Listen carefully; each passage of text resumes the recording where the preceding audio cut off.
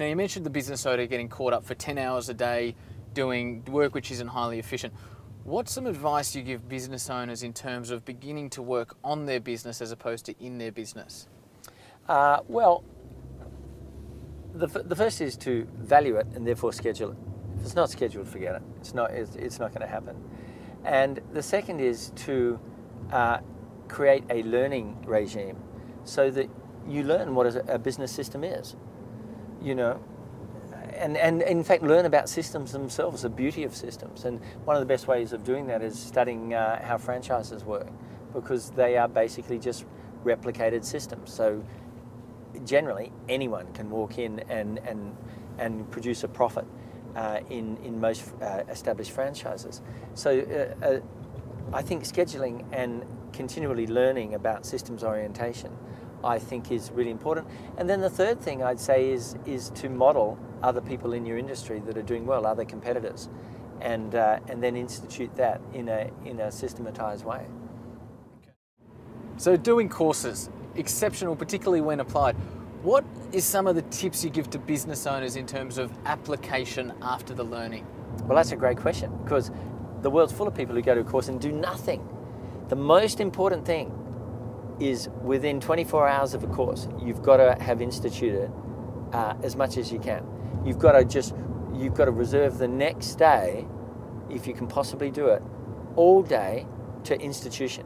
Now that involves finding team members that can make it happen, or outsourcing to other people who can make it happen, or scheduling stuff in your diary to make it happen, or creating a monthly list of stuff, checklist for stuff that you need to do. There's a very, very well-written book called The Checklist Manifesto that came out in the last year. And it's by an outstanding author, but also emergency room doctor. And he's shown that in almost every area of life, the use of checklists has transformed the world, whether it's saving thousands of people a year in the operating theatre, or millions of people in a year in planes. The use of checklists is incredibly powerful, and most business people don't use checklists. You know, it's just kind of, they go to work and see what happens. So that's another aspect, I think, of making seminars happen, is having a checklist to make sure they do. Mate, how many books do you read each year? Well, I read a lot. I throw out about 50 a year because I can't store them. And I built my apartment around the bookshelf. It was literally the architect. The first thing was to have a really large bookshelf, and then the second thing was to put a bed in there. True story. You recently wrote about the power of slow and how we're continually hearing about the overnight successes of Facebook and Amazon. Can you explain to us what you mean by the power of slow and how it might apply to us business owners? Yeah, well, there's the media are to blame here, because they're always putting the 0.00001% of companies that have grown really fast into their magazines or into their website articles or on TV. Now the problem is, when you're growing up and you're ambitious and you just hear about Facebook and Google and that kind of stuff, and then you look at your own business, which invariably is going really quite slowly and progressing slightly and having 2 steps forward, 1 step back. It's very easy, and certainly I have done this. It's very easy to look back and go, gee, I'm pretty ordinary compared to Mark Zuckerberg, aren't I? Who are 23's worth to Bill.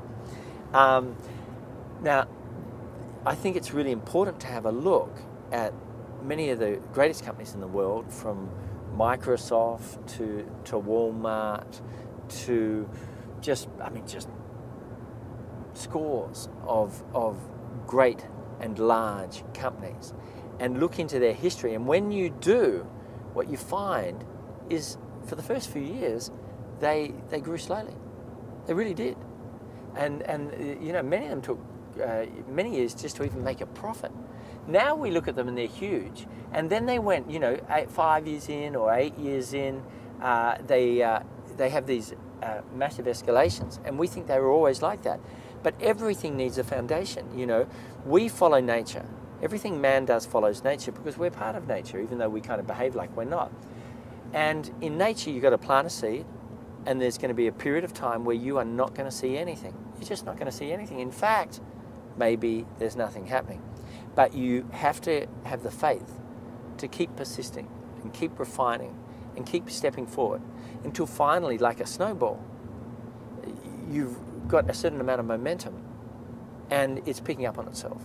And I have seen so many people in business start off slow and then beat the people who started off fast.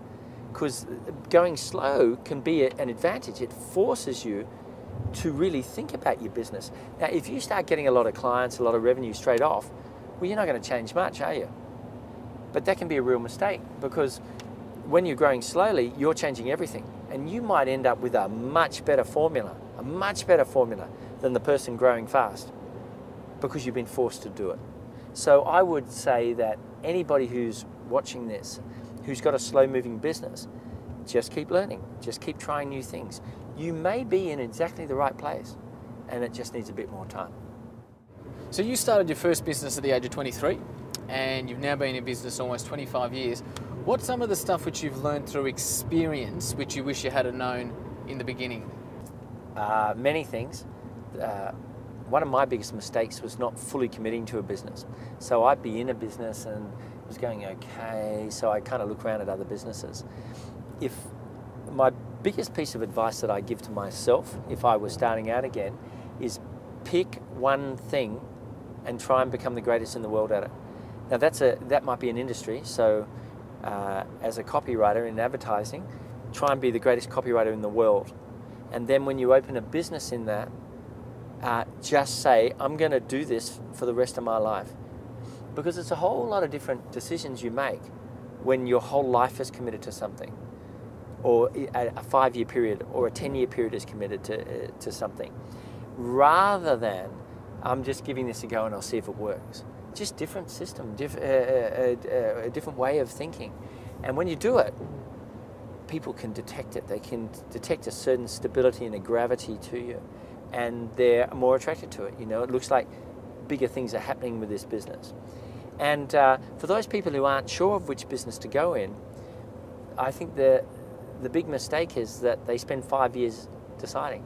You're better choosing one business and saying, okay, for the next 2 years, I'm going to go 1,000% into this business.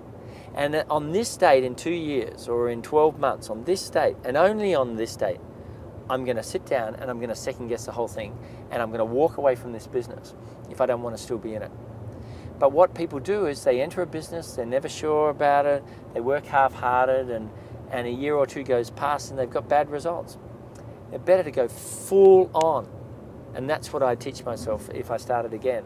And that's my biggest lesson of experience. Great, okay.